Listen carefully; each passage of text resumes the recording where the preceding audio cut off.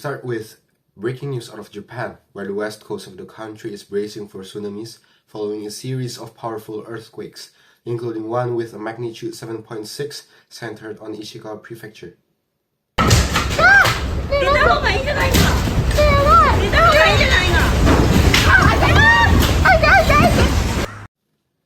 You can see here a mass of fire that broke out in Wajima City as a result of the quake. The city's fire department reports that dozens of buildings have collapsed. Residents have been warned to prepare for additional aftershocks, and there's been no word yet on overall casualties. Well, that series of strong earthquakes along Japan's western coast has led officials to order tsunami alerts and evacuations. The country's meteorological agency is reporting dozens of quakes off the coast of Ishikawa and nearby prefectures that hit just after 4 p.m. local time. And one had an estimated magnitude of 7.6.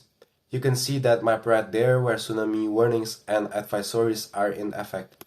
The major tsunami warning for Ishikawa has since been downgraded to a tsunami warning. You can see the warning area there in red. Nearby prefectures along the coast are also under warnings, with the rest of the coast under advisories. And North and South Korea also issued tsunami warnings. A government spokesperson warned people in coastal areas to move to higher ground following the earthquakes. You can see there the shaky video there. The meteorological agency says the tsunamis are still being recorded and urges people to remain evacuated in safer areas. Video of the initial quakes you can see there just give you an idea of their strength. Dozens of earthquakes have rocked the area since the afternoon. One snowboarding tourist from Shanghai describes his experience when the shaking started from his location in Naguno, southeast of the epicenter. Pretty massive, if you ask me.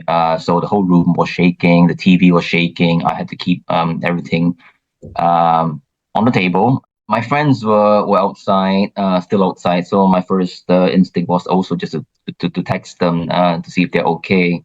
Definitely, I was asking about the avalanches, and I think I didn't receive any notifications of that. So I think it should be fine. But definitely, it is quite scary. In Wajima City, the fire department there reports that at least 30 reports of collapsed buildings. There is also a concern that people could still be inside, possibly unconscious. Hospitals have received injured people, but at last update, they were running on backup generators and damaged roads.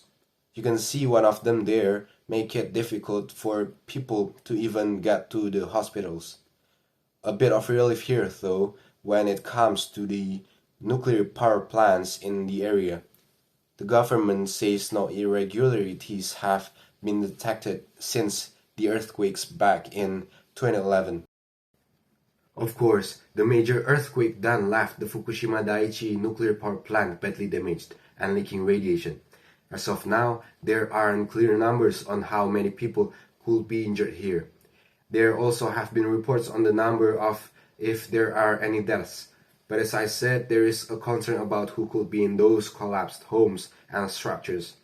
That's all for today. We'll be back with some more news updates. Thank you.